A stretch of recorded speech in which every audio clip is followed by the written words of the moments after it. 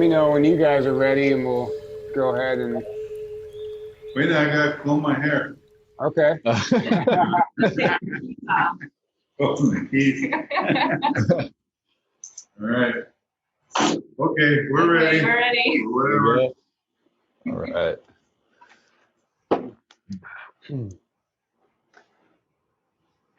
Hey guys, you're listening to Journey to Truth podcast. Today we are joined by Chief Golden Light Eagle and Jennifer Crystal Eve.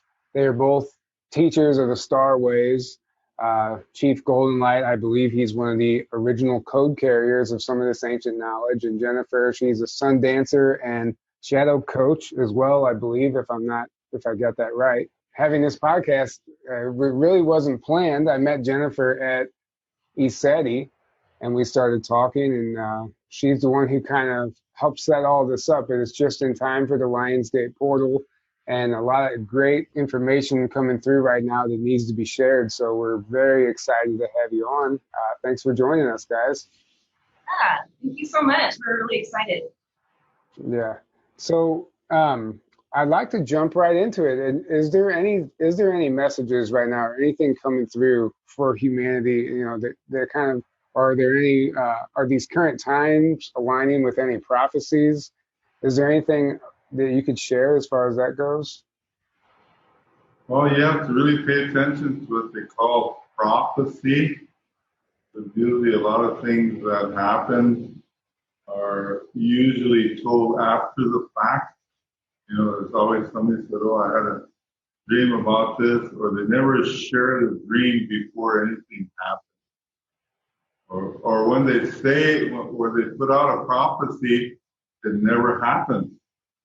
You know, it never happens if you notice. Because one of the reasons is we don't have control over the media, and the media is more or less based around private commission influence. You know, where they're the ones that put whatever it is, the fear-based information. They keep that moving and keep that under control at all times.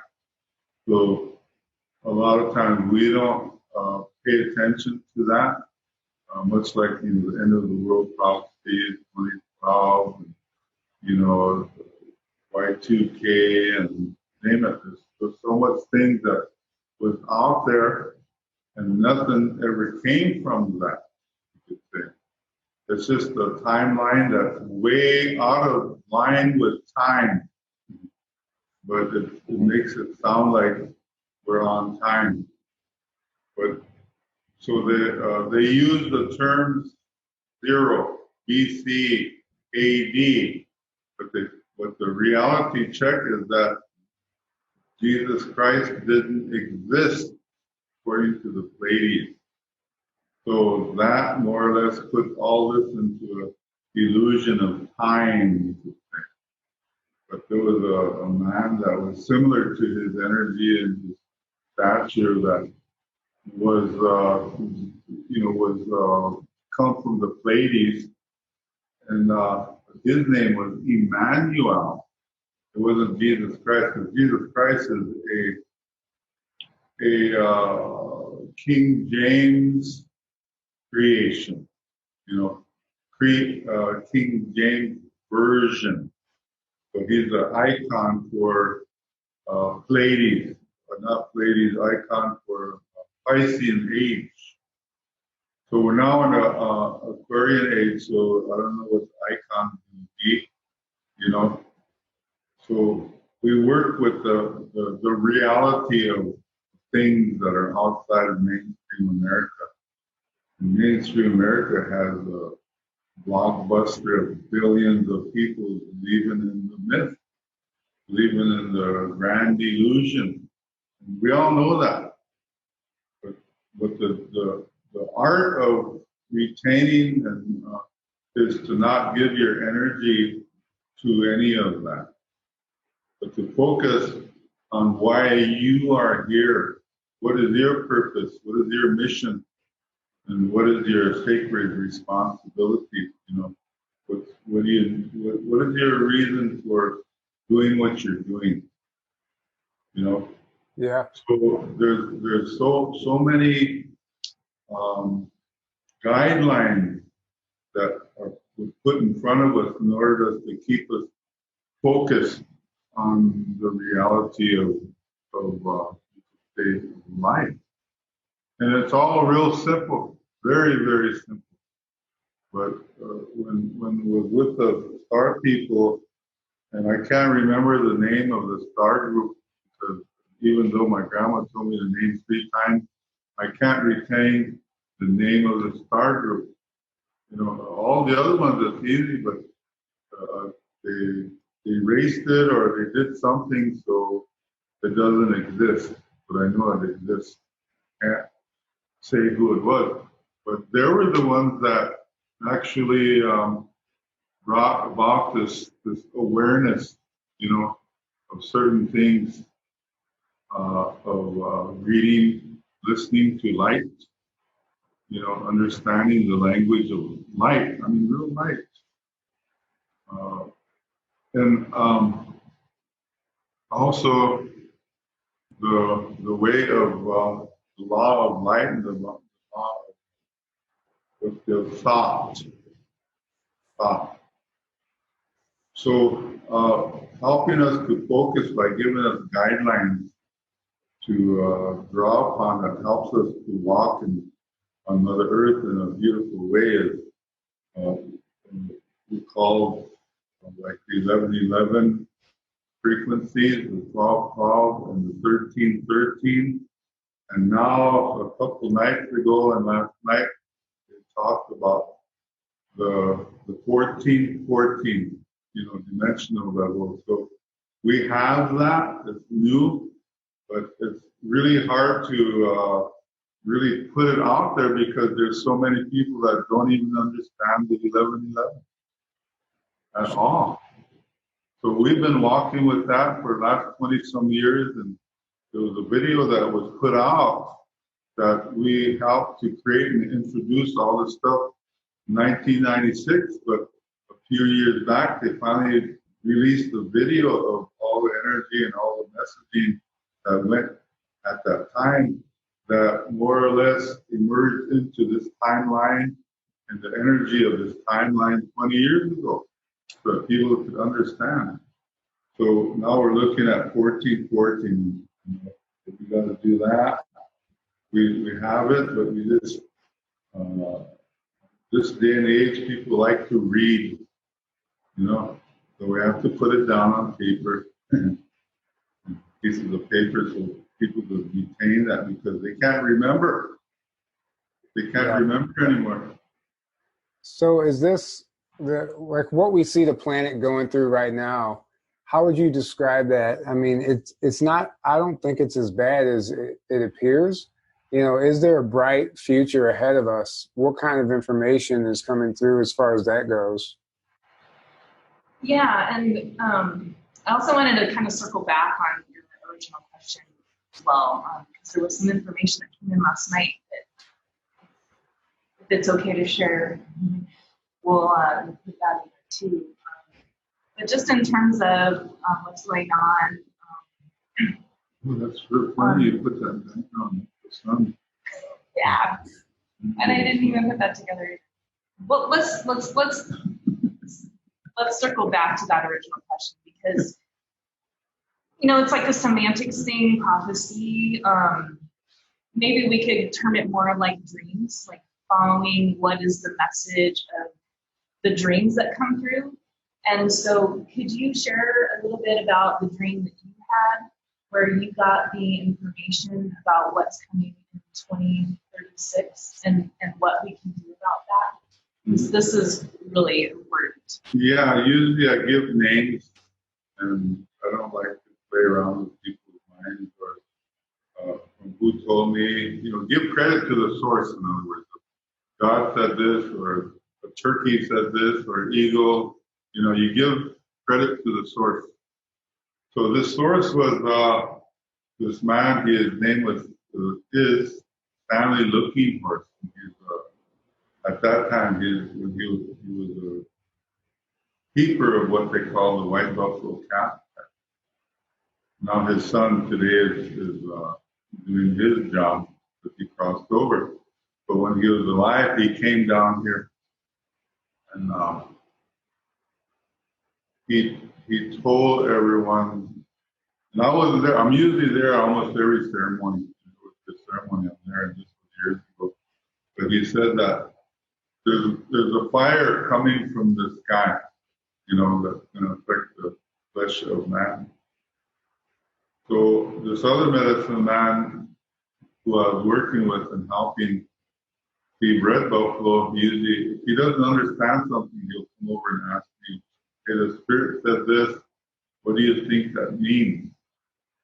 So during that time, those other people dreaming about exactly what Uncle Stanley was talking about fire coming from the sky.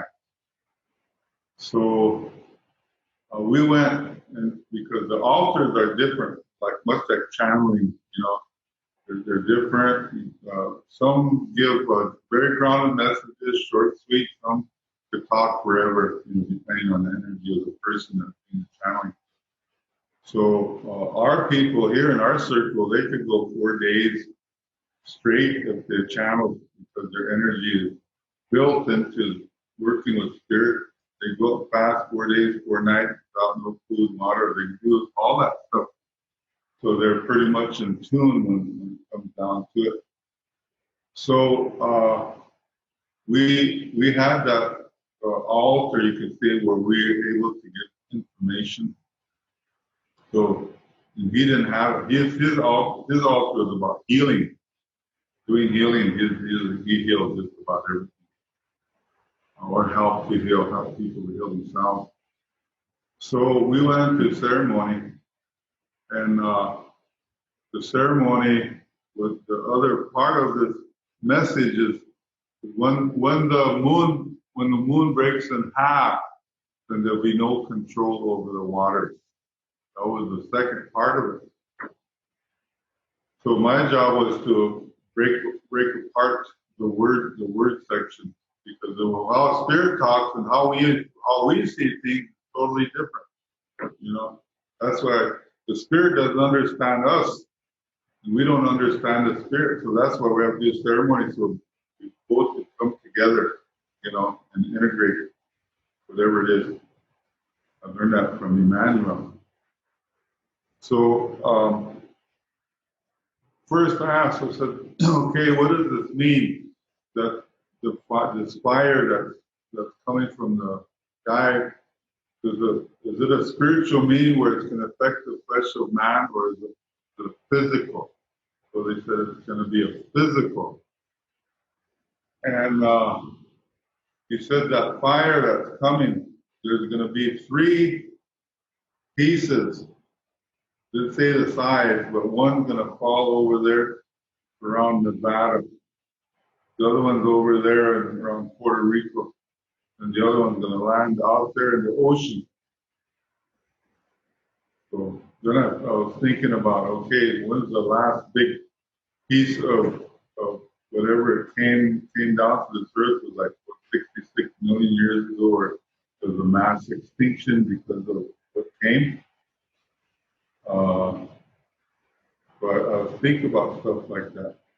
So anyway, what happened? They said, well, the people have actually called this event in because they want change, because they don't like this system anymore. You know how everybody's tied into you're being controlled, and you don't do this, don't, you know. Yeah, it sucks. Like the free will is being removed from the cycle of humanity. You either do it or they threaten you with going to jail, get a big penalty, finance penalty, or they'll kill you or whatever. So they keep the fear-based thing going. And the people as a collective don't want this system anymore.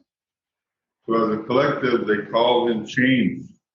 But this change is coming in the form of a comet.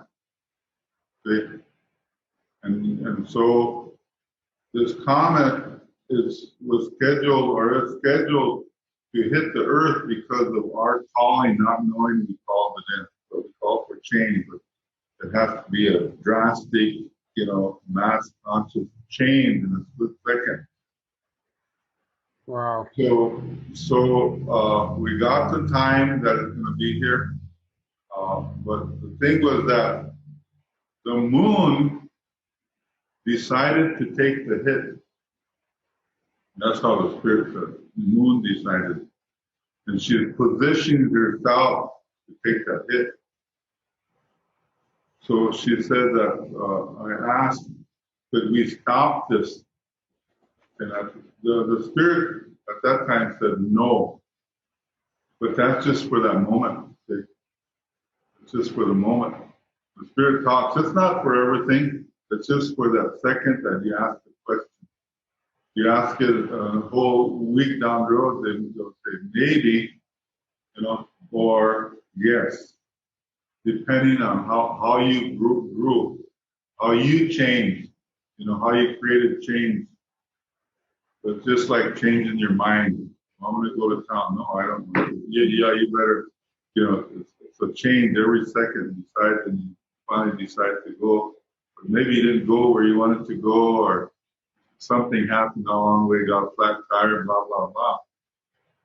So that was that moment when the moon said, no, I decided to take the hit for humanity. And when that comet hits the moon, because of the mining that has been going on there, it weakened the core of the moon. They weakened because they're mining that helium-3, which is an alternate, like atomic energy source that fuels all these flying saucers so they could do your levitation and travel at the speed of light and do whatever they want under that helium-3. So that's what they're mining on the moon.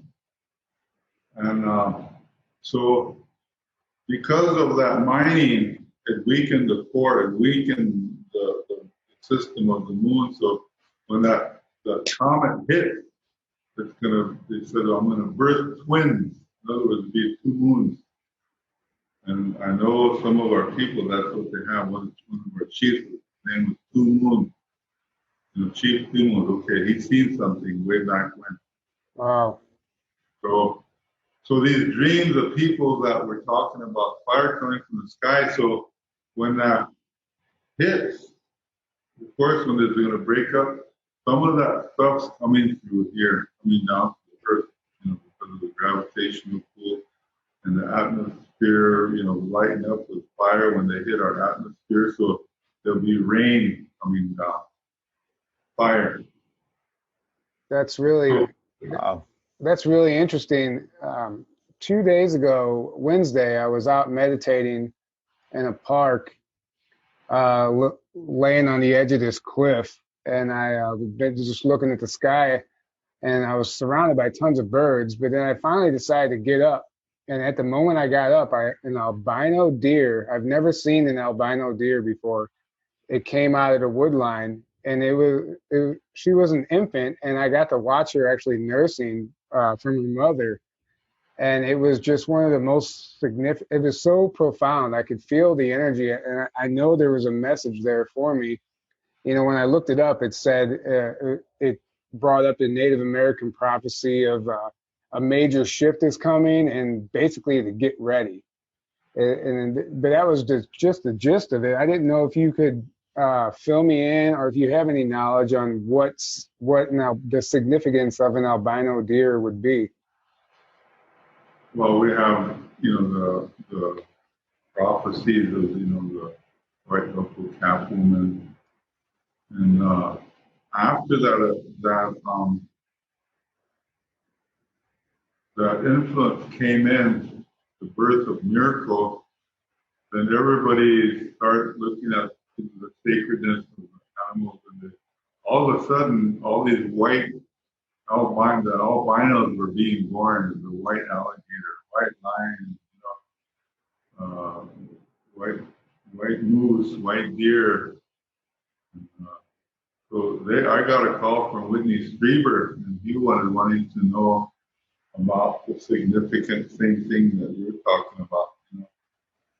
I said, well, if they're putting the accent on the white, these animals. I said, well, maybe there's a prophecy of the old white rats. They've been around for a long time. Hmm. They're in the laboratories. They're not any different than any other animal. You know, they're still sacred to us, all the animals, whether they're white, black, brown, you know, yellow, green, doesn't matter. I think it's kind of feeling like it's just a awakening.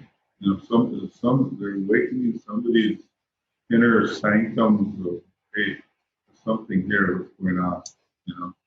Yeah, and too, because we were working with that message that comet and hitting the moon and ways that we can actually work to push it, push that comet away so that the moon actually doesn't take the hit.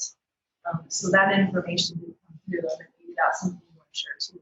But we also had another message come in from Deer Nation that the deer represents the power to be, and it's like it's really critical that we don't give our power away to somebody else. We don't give our heart completely over to somebody else. Sure. Yeah. So maybe you can say more about that too. Yeah, you could tell Trump you want your heart back.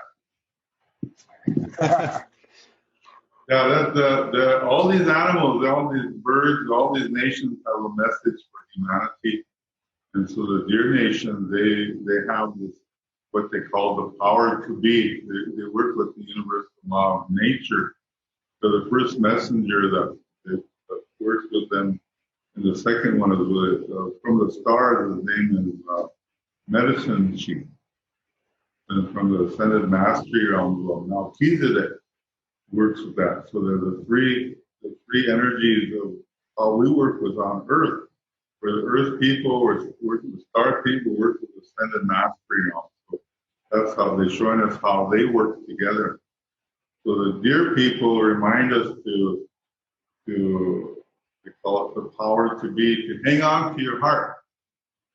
Never give your heart away to anybody. No woman, no man, no one. So especially to somebody that don't know how to take care of their own.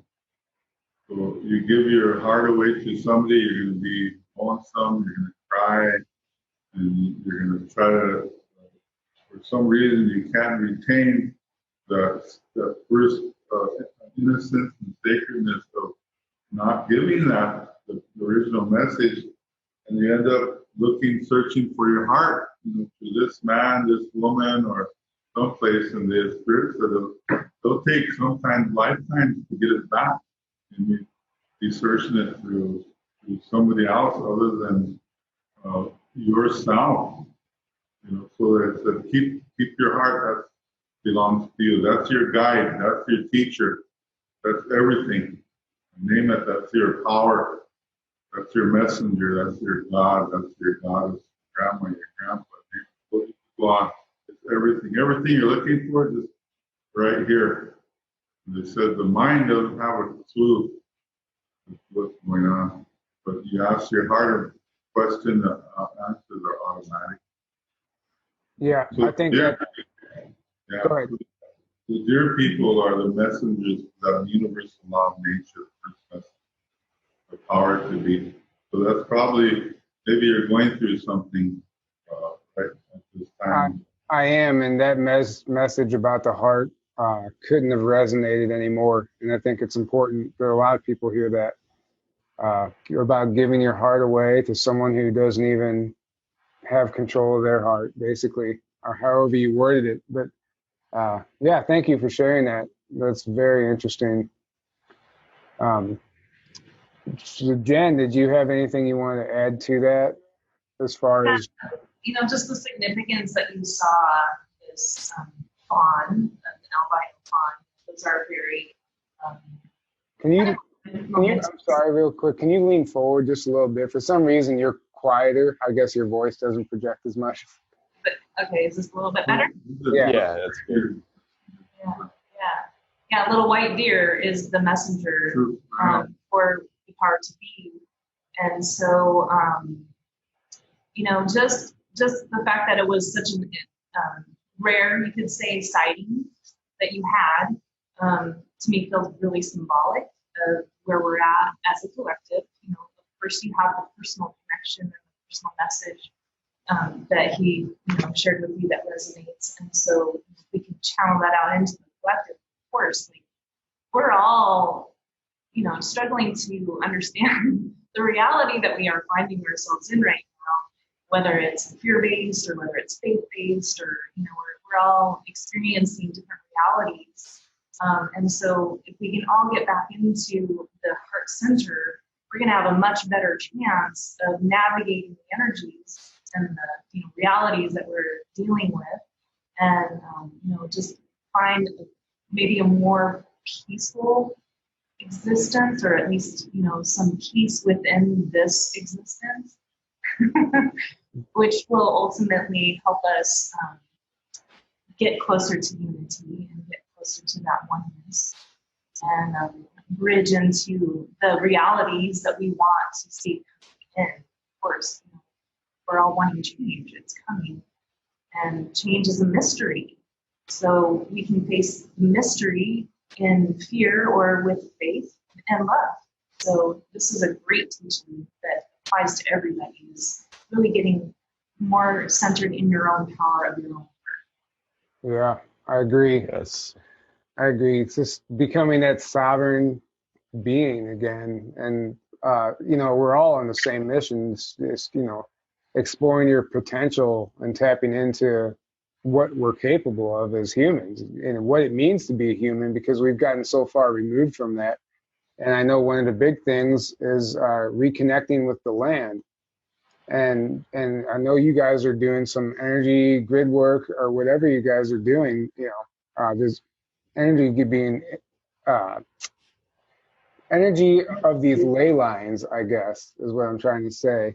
That needs to be cleared. Am I right about that? They're already cleared. We're not cleared. Yeah.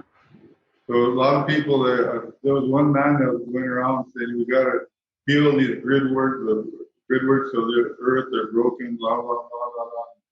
So we asked the spirit, what's going on here? He said, well, the earth's okay. It's the human being that's not aligned with the earth. Okay. But they meant well, they would do ceremony stuff and all the grid works for the earth. They said, no. It's always there and always be there. There's nothing wrong with it. The alignment's good. The alignment of the human being, that's all. Wow. Yeah. Well, that's a powerful message in itself, because I know so many people who are focused on this grid work and they're traveling around clearing these mounds and these ley lines and all that stuff. So when really we should just be going inward is Right. what it sounds like. It's really interesting. Us ourselves being reconnected to nature. Yeah. But the beautiful work they're still doing, they're still being out there, and they themselves are connecting to nature. And, maybe it's an internal healing that creates a new macro energy as well. Yeah, so last night we were connected to the mosquitoes. We pushed us into ceremony.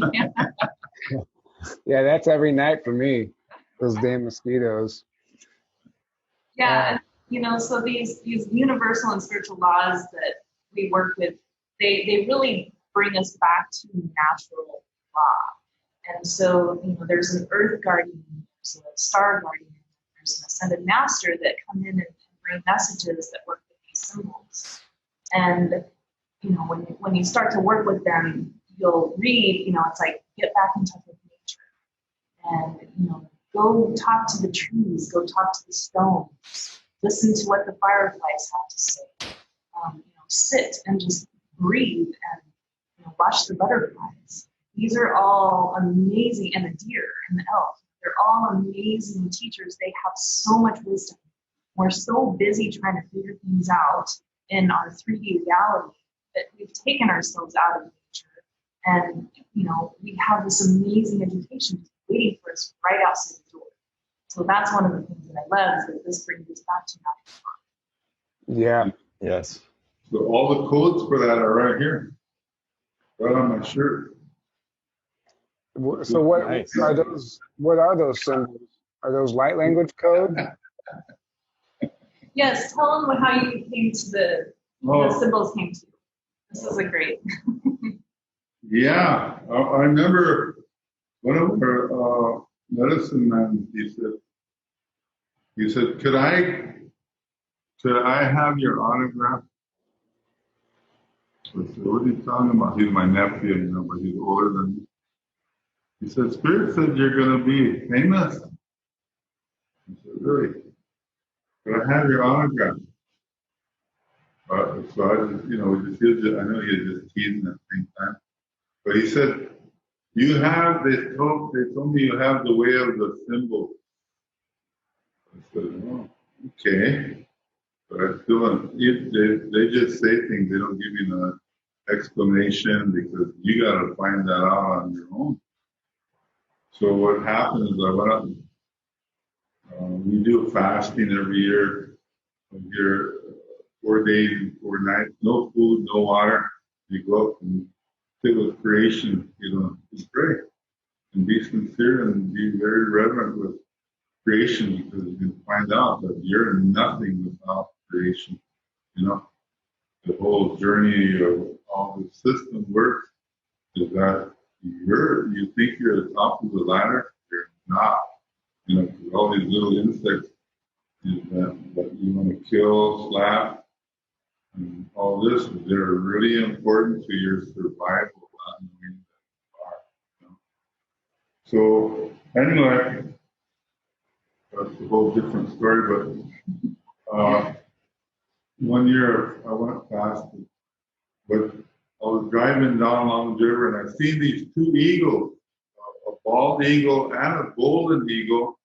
I never seen a bald eagle and golden eagle move together before. They were just in the sky doing this, and they would go down, and they were mating, but they would go around this hill. So I went and asked about that. I've never seen that before. All they said is they're waiting for you. They want you to fast on the hill. They're showing you where they want to meet with you. Okay, so I got ready. Got all the ceremony, 4 days of preparing to talk to the Spirit and spend time with the Spirit. So when I go there, I went up on top of this big hill down along the river. And that next morning, I noticed there was looked like a star, straight up in the blue. So I was standing there and I was looking. So, thank you. Allow me to see through that blue, see the stars on the other side of that blue. Thank you. So I just continued praying, walking. And all of a sudden I looked up again and it was still there. So I said, oh, thank you for allowing me to see through all this blue, seeing, the stars and things. But it didn't dawn on me that there were ships sitting there. They were just present. I didn't get any kind of message, nothing like that. Anyway, when I finished my 4 days, 4 nights, we usually go down and we share our experiences with everybody, people that are there, that supported, and I told them this. And all they said was, you have star medicine. So I just asked them, well, what's that? What's the medicine? I don't know. That's what they're saying. That's all I could tell you. So from there, I started working with stars. Okay, what's a star? And I started on my own. Started taking the triangle, 6-pointed. So 6-pointed star was the first thing I thought about.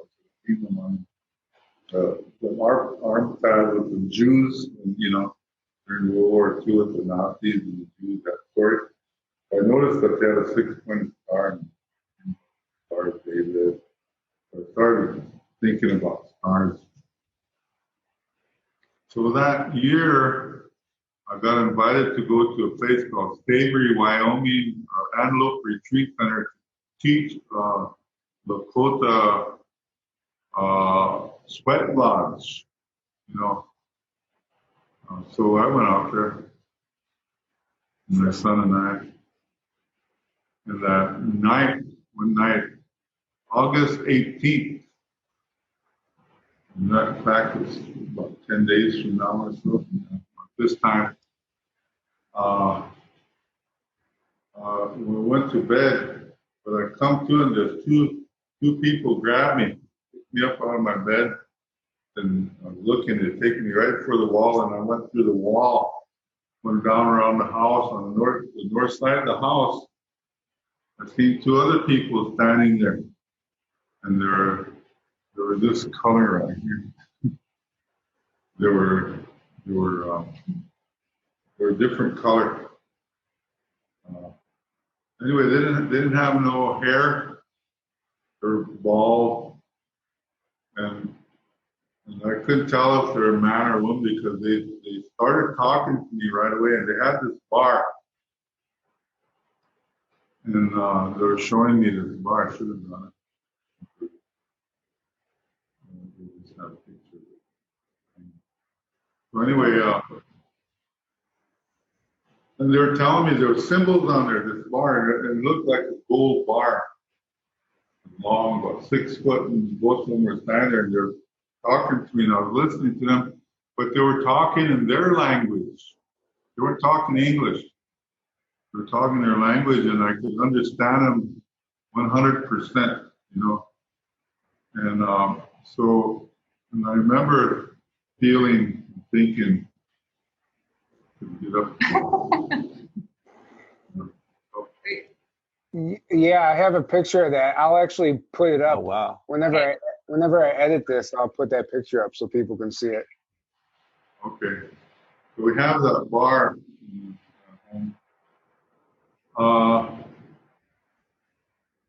So I remember listening to them, and all of a sudden they're talking their language. They're not talking English. But one of them opened their mouth just a little bit. They don't have lips, like big lips like we have, just like a little slit like that. So they opened it up, and I could see how they're moving their tongue to form the words that they were telling me. But the thing was, there was no sound like the way we're speaking. Everything was inside telepathy. Mm-hmm. So they were telling me about the symbols, and I remember they all stopped, and they looked behind me. So I turned around to see what they were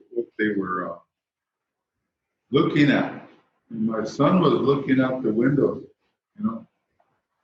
So and they grabbed me and they took me back, and they put me back in my bed. But when I was laying there, I was like cold, ice cold. Because like when you come back and get back in your body doesn't have that energy. That my body was cold because my spirit was in there. Just like being dead. Sure. But it didn't smell dead. So I looked, and my son was staring out the window. What's the matter, son? He said, Dad, there's some star people down there. I said, yeah, they've been here, son. They're in here. Just go to bed. They're all right, you know. He said, no, Dad, there's some star people down there, you know. I said, just let them go. Just leave them alone. He said, no. He ran out. He ran and went downstairs. But that incident on them symbols stayed with me. You know, stayed with me. I used to teach, and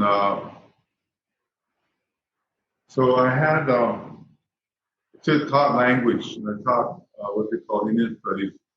Another taught right brain material in the left brain school.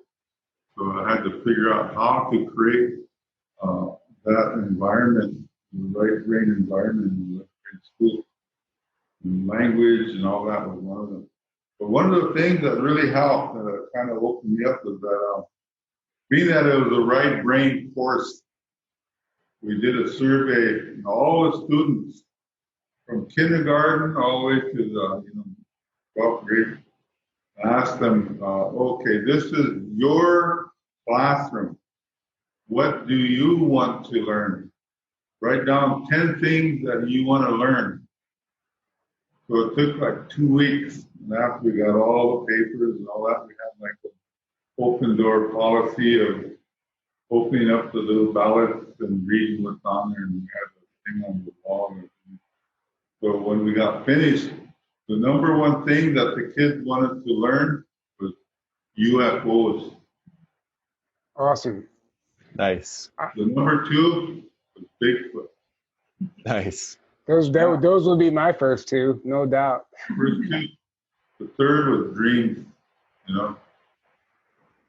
So that put me on that level of, okay, I gotta learn something too. But the way I did it was through ceremony, because when we have ceremony, we call it chanupa.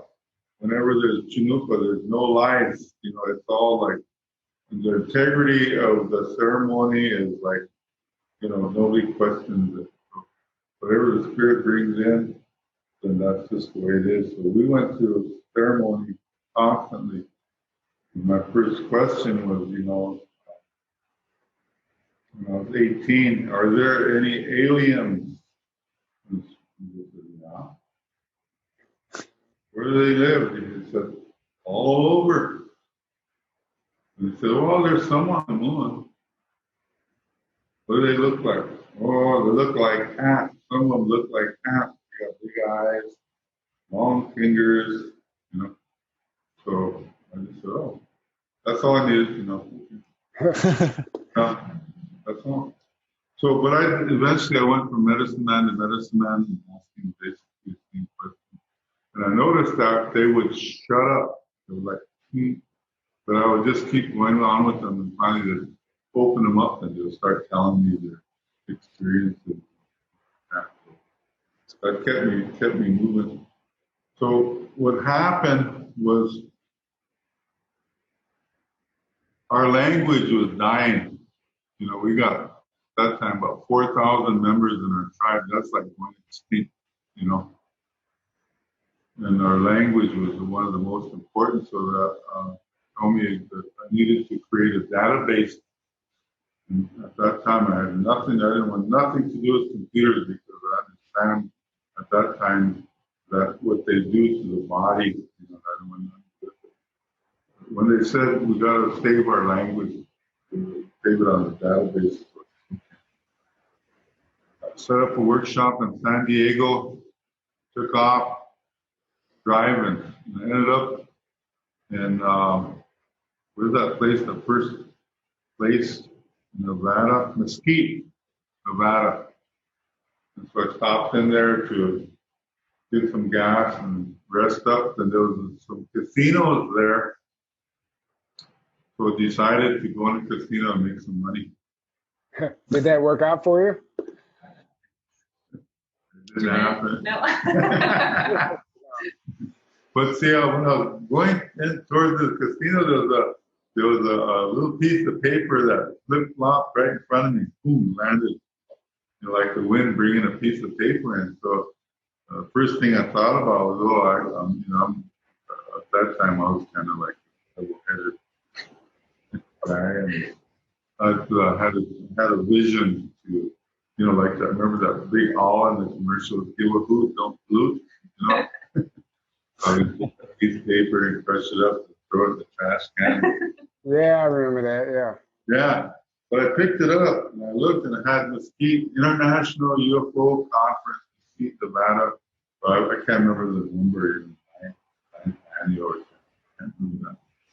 But I can find it later. But I turned it around and had the makeup of all the buildings that were there and where things were at. So I was looking at it, and I was looking at the buildings with it. So I decided, I've never been to a UFO conference before. I guess I'll go over there. So I went over there, and walked in there, and there was a big old room. There was nobody in there, but just Avengers. And they had pictures of flying saucers and aliens and books and videos and all that. So I walked around, looked at everything. I was wondering where's all the people at? But when I got up to the clerk there, I heard somebody talking to this other room. I said, what's going on in there? I said, oh, there's so-and-so speaking there. So I said, who's the next speaker? She said, Dr. Ronnie Kilday from, she's ex-surgeon general of Finland. I said, how much? She said, 15. I said, okay. So I gave 15, they gave me a badge. But what I put on my name tag was standing out, because that's my name. My English name was Lauren Zephyr. But I didn't want anybody to know that Lauren Zephyr was here, because they didn't know who standing out was. You know, it was one of those things, a fear thing. Mm-hmm. I don't want anybody to know who you are or if you've ever been with you. So when the door opened up, everybody came out, and I went in there, and I sat right up front so nobody could see me. You know, mine was like you can just see the back of my head, you don't see my face. So that's my perception of things.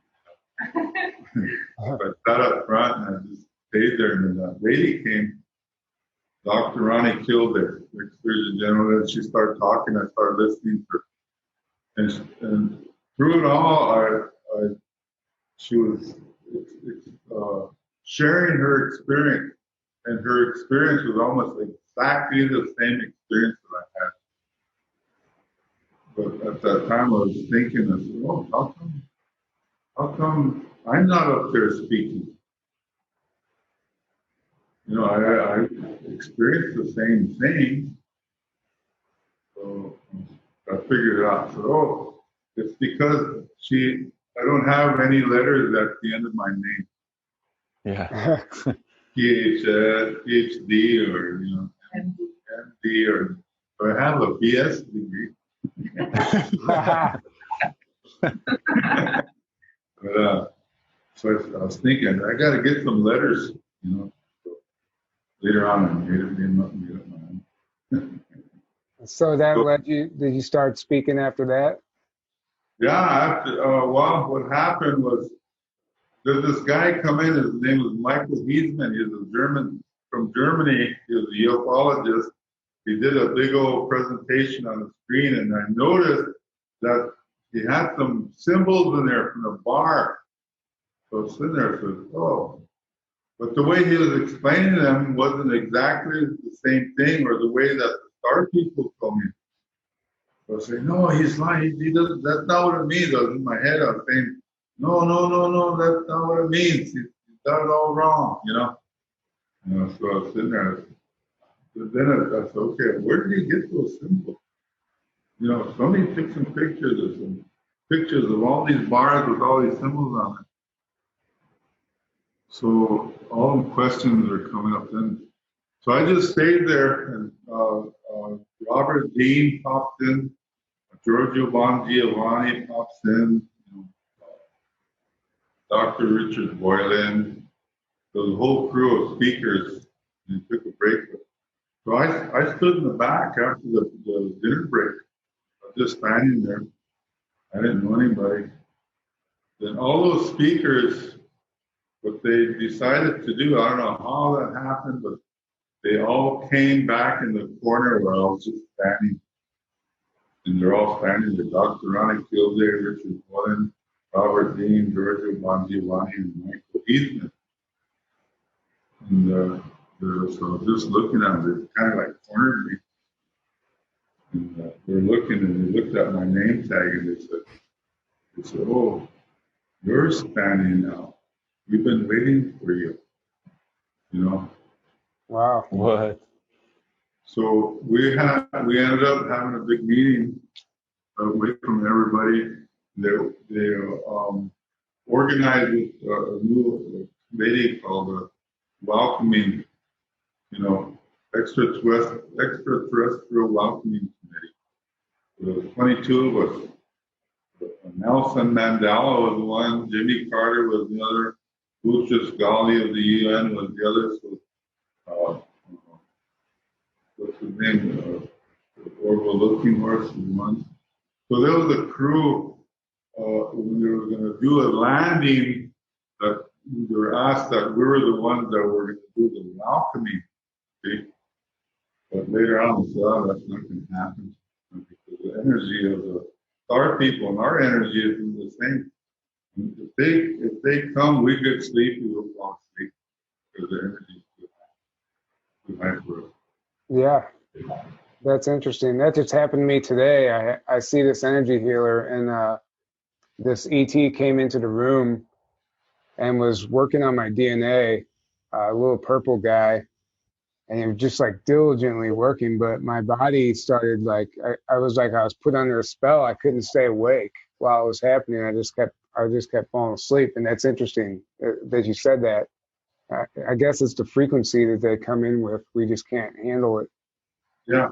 We noticed that at ceremonies before sweat lodge, whatever, people get tired. Oh, your vibration is raising. That's why.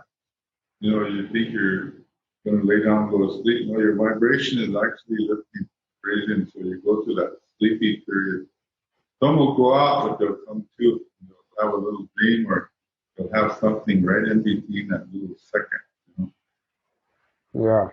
Yeah. So anyway, so that welcoming committee started, and what it was those symbols that I seen. So I went back, did my workshop in San Diego, come back, we met again over there in the street.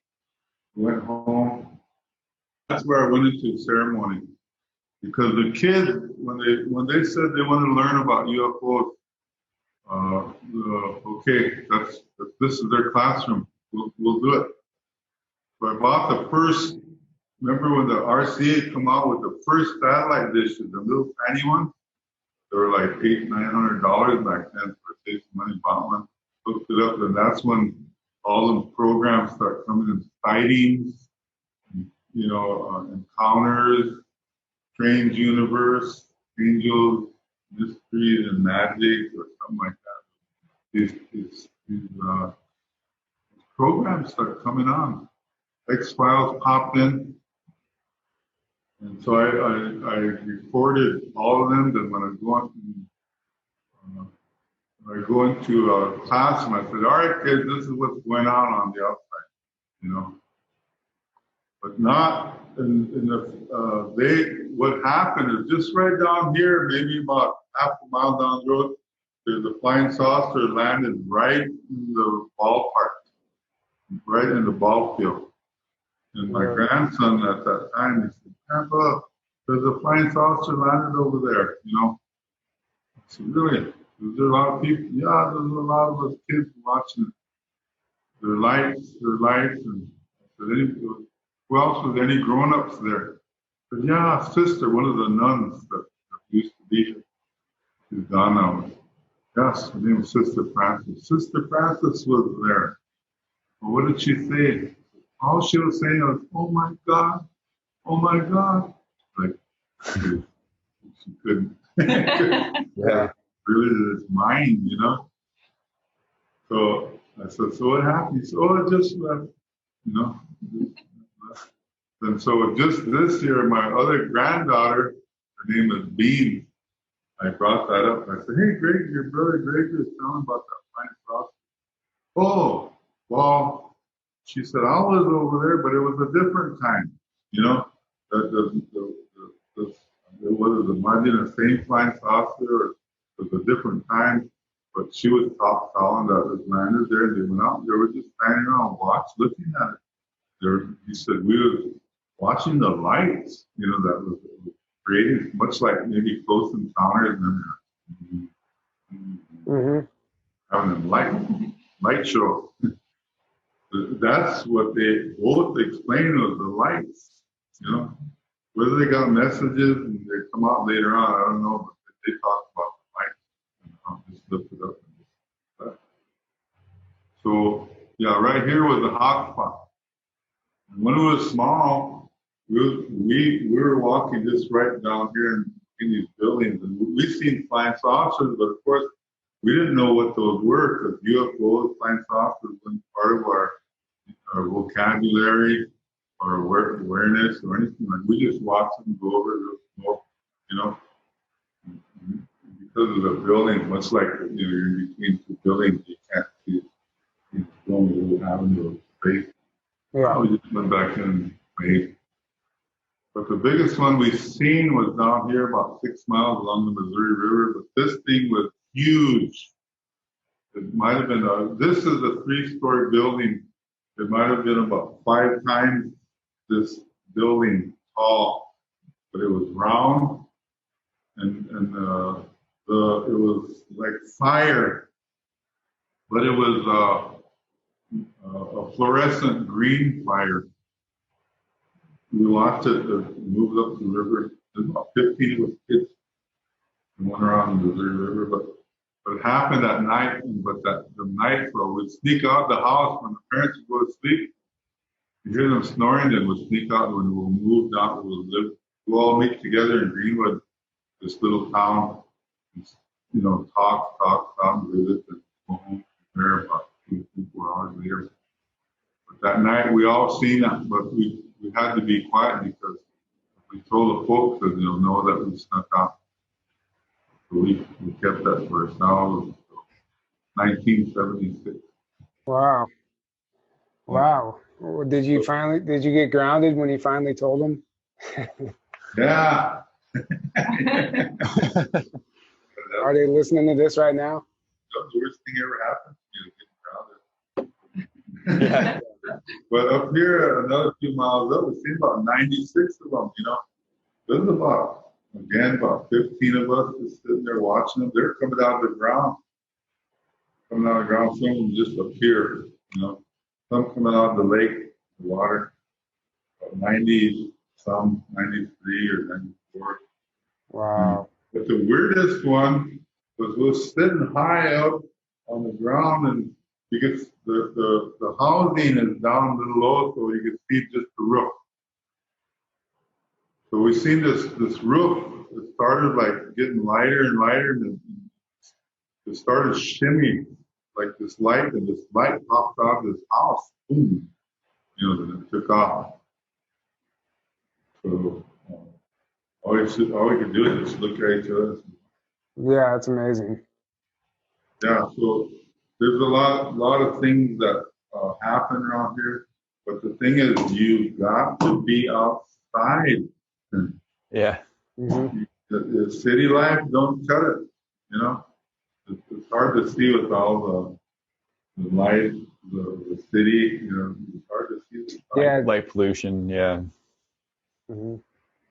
Yeah, I recently been laying on my roof at night, just watching the sky, and almost every night I see stuff that you just miss because we're not looking up or we're inside. There's stuff going on all the time, and it's just, and I don't know if they're presenting themselves more now, like letting themselves be seen. Like, what are your what are your thoughts on any type of UFO? Excuse me, guys. Any type of UFO disclosure coming in the near future, as far as the public or the masses being made aware of their existence? Well, they're here. Been here. Well, yeah, I know that. We know that. I mean, publicly, like the non-believers, is there going to be something that happens to where everyone is just going to know? Yeah, under the laws of equality, everybody's going to know, but it's your own personal free will that's going to get in the way of whether you believe yourself to see it or not. You know? Yeah. Some people do it. Look at the weather balloon thing. Remember when all that stuff was happening in Florida, there was a guy that more or less infiltrated into this group, UFO group, that was going out and seeing things, taking pictures and videos, and he was the one that was, oh, it's a weather balloon. It's a weather balloon. You know, it's a weather balloon. It's a weather balloon. They're all weather balloons, yeah. Yeah, and that was his job, to infiltrate and say everything's a weather balloon.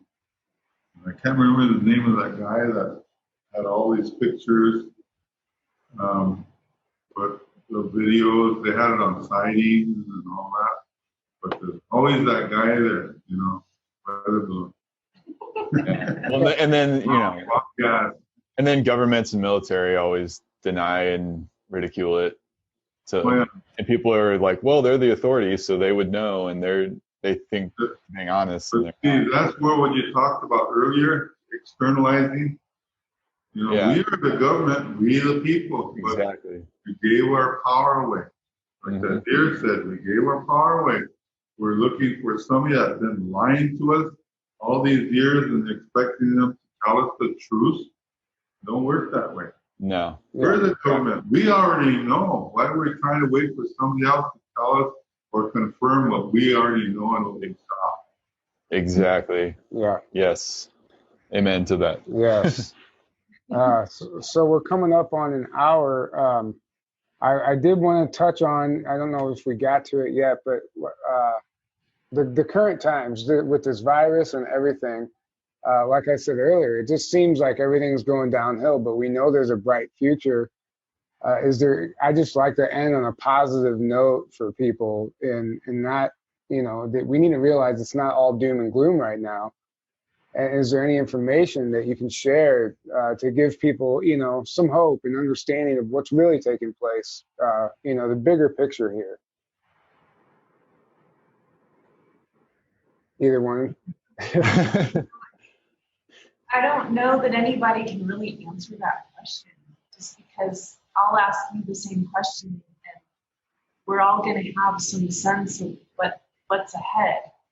And for me, I see that we have choice. Choice is our biggest gift that we have right now. What reality we want to choose to be in. And, making the conscious choice to step our feet fully into whatever timeline that we want to be in. Whether it's a duality, challenging, materialistic timeline, or stepping out of that and stepping into more of a unified whole and a beautiful Eden, and co-creating together something really magical for ourselves. So we're all, what I feel is like the biggest challenge that we're all facing right now is the inner work. It's like owning all the parts of ourselves and finding more peace and balance within ourselves so that we can navigate into whatever timeline we're able to, or whatever timeline we would like to, and being the change that we want to see. So, yeah, it's the $1 million question, really. Yeah, it is. It is. I just didn't know if there was any specific messages coming through at the time regarding that. But I guess, go ahead. Yeah, all I could say is we all know what's happening now. And it's part of our creation as a mass consciousness to look at ourselves and where do we stand with truth, people don't know what a truth is anymore. Somebody lies to them every day on TV and they believe them because they don't know what truth is. Yeah. And that's the big thing is before we were growing up, if somebody lied to us, we could feel the lie. It's really easy, but there's so many lies they numb you down, and then when the president's talking, everybody sits there and listens to every word, and they want assurance that what you're saying that everything's going to be all right tomorrow. But they have their agenda, they have their plan, and the thing is, it's really awakening everybody up to saying, hey, what did we do? We gave up our free will to somebody that don't care about us, and they're marching, they're marching all over the world and letting them know that they don't like what's going on. So what happened, and I have to tell you this because you asked the question, was when I was going to the keynote for the Whole Life Expo in Ohio and Victory of Life Celebration, and also another one called Serpent Mound. And had a Mitchell Hedges skull there, be part of the thing, part of the conference as well. Going over, I get a call from one of the ladies that was organizing. The governor said not more than 100 people in the room. How many you got? So we got 300. Well, get 3 rooms and put 99 people in each room, and one outside and stand at the door. Okay, call back later on.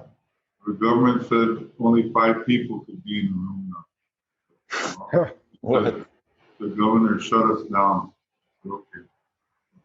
And they canceled out this other conference, and the next last one is the Serpent Mound. Yeah, the water, streaming water. Yeah. And then the lactic goddess event because out in Laguna Beach, down there. Mm-hmm.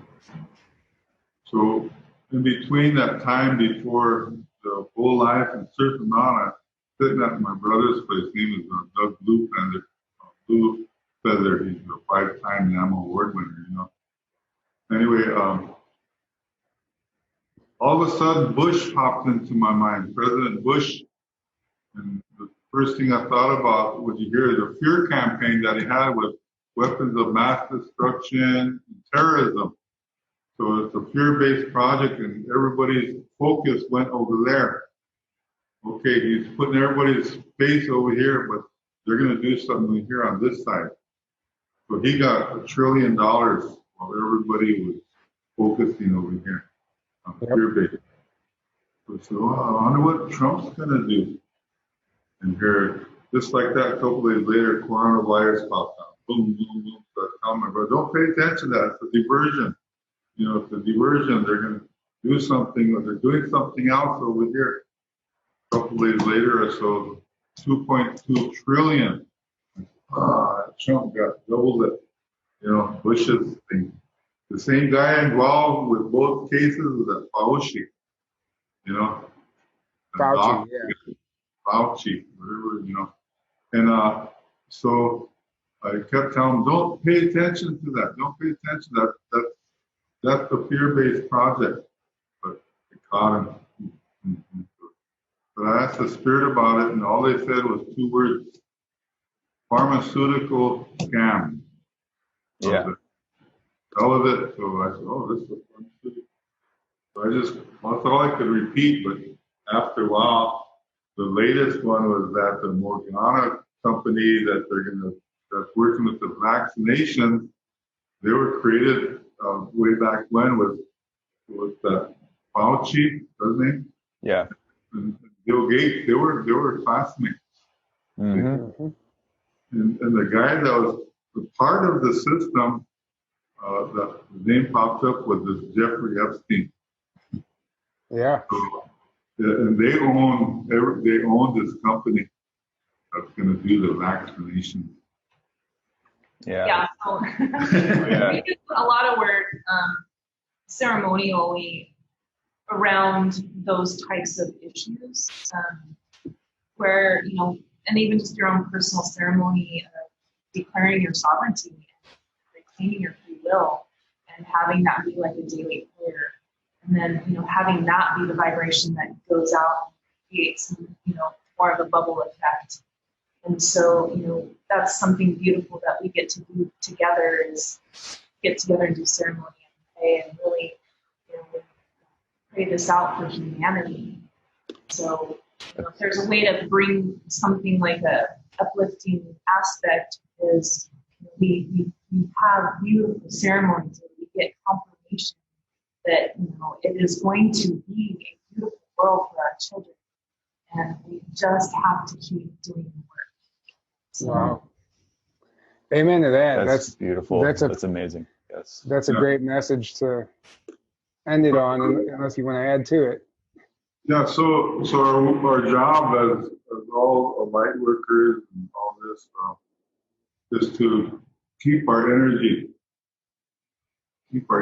high, you know, and don't lose your focus.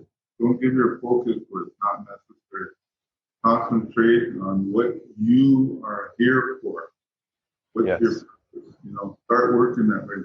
Don't pay attention to what some guys do, you know. It was the same way when we worked with the prophecies. The world's going to end and all this kind of stuff. The Spirit said, no, there's millions of prophecies. You take care of your own first, you know. This is just designed to get you off track with what you're here for. You're creating a prophecy every day. So Yeah. when you do that, this stuff is going to eliminate, or, you know, it's going to, what do you call it? It's just going to disappear. That's all. It's just a bunch of work. Yeah. Yeah. I agree. Agreed. I love that it is a pharmaceutical scam. I mean, that's the best way to put it. And it is a distraction, and it is meant to pull us off our paths. So that's a great message. You know, we all need to remember to go inward and do that work. And and remember to not give your heart away. I think that's another big message. That's one of the most important right now, because once your heart is somewhere else, you're not doing anything for yourself anymore. And that's the biggest thing. That is the biggest thing. So You're controlled by whatever you give your heart and your power away to. Yeah. Yeah. And we need to come back to self-sovereignty, like you were saying earlier. Like, Yeah. we are the creators of our own reality and our destiny, and we need to start living in our own power. And like, what do we want to create? What do I want to see? Like, be the change you want to see in the world. Like you said, that's such a great quote. That pretty much sums it all up right there. Like, be what you want to see. Yeah. We have a great circle, beautiful circle. And even in our circle, too, a lot of our people get tested, tested with the same thing. Mm-hmm.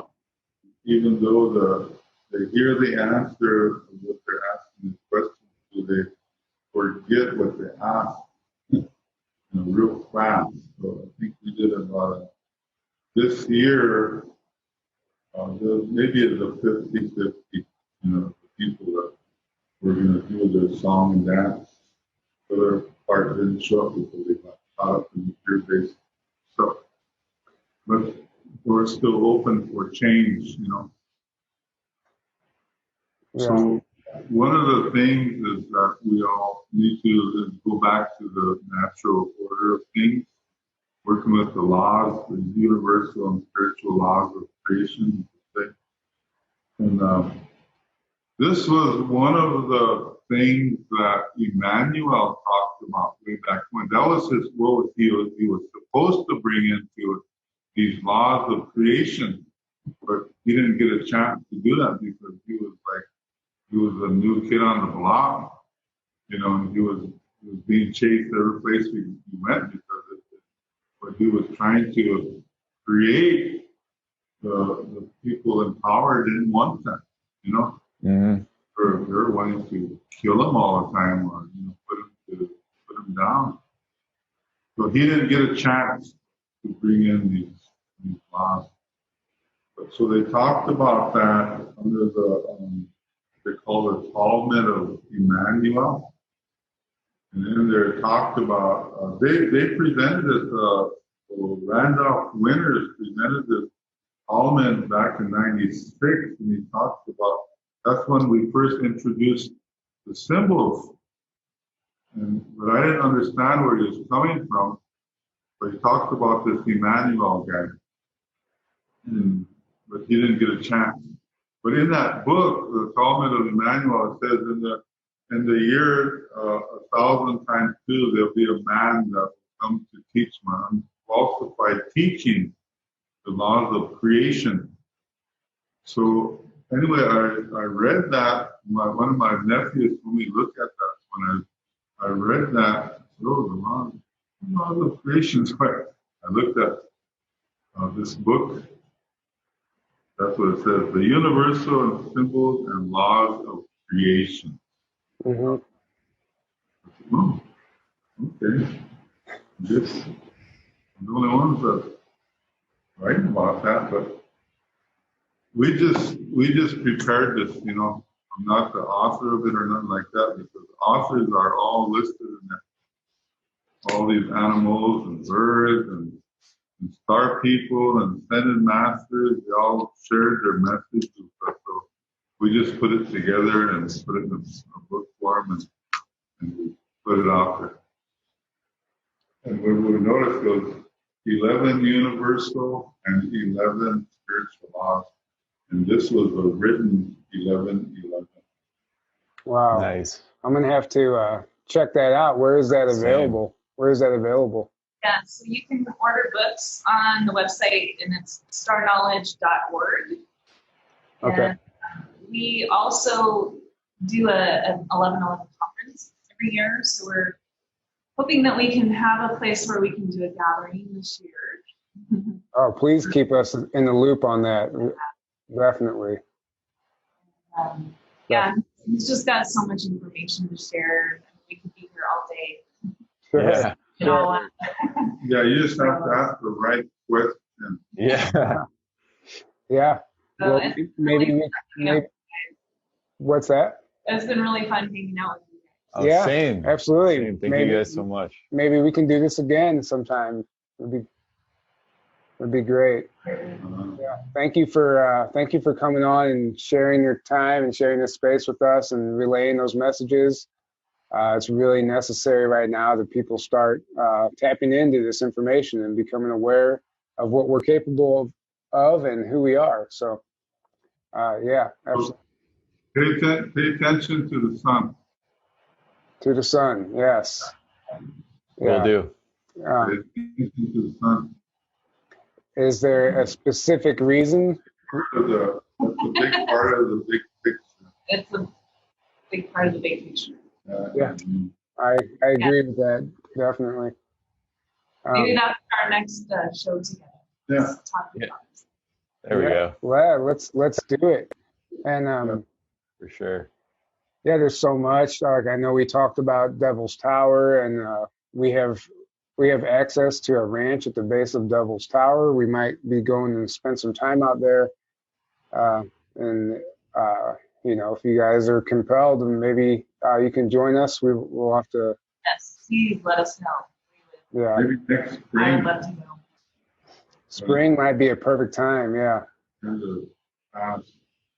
Yeah, so we'll stay in touch definitely, but we're gonna wrap this up now, just so we don't go too far over time here. Thanks for listening, everybody, and as you know, Aaron and I will be at Camp Disclosure here at the end of the month, but it's sold out. But the live stream tickets are still available. You can get them on the website. $44 for 4 days, 8 speakers. It's a fantastic deal, including James Gilliland is one of the speakers. So it's going to be a really great time. Make sure you grab a ticket while you can. And other than that, I hope you guys enjoyed this, and we will catch you next time. Have a great evening or day, whenever we decide to release this. Hey, Awesome. Thanks, guys. Bye. Thank you guys so much. all right, good job. Camp Disclosure. An amazing live stream deal at just $44 for 4 days and 8 speakers. With access to all main stage events, including the opening and closing ceremonies. Featuring James Gilliland, G. Earthstar Hugh, Simon Esler, Matthew Aaron Warner, Alex Bloom, Desiree Foley, Tiana Ironbird, and Roger Richards. With your hosts, Jace Kulisa, Nahani Johnstone, and Laura Hall. And special appearances by Tyler Koala and Aaron Kuhn of the Journey to Truth podcast. See the website for details, schedules, and tickets. The live stream will be available for 6 months after the event. We look forward to seeing you at camp.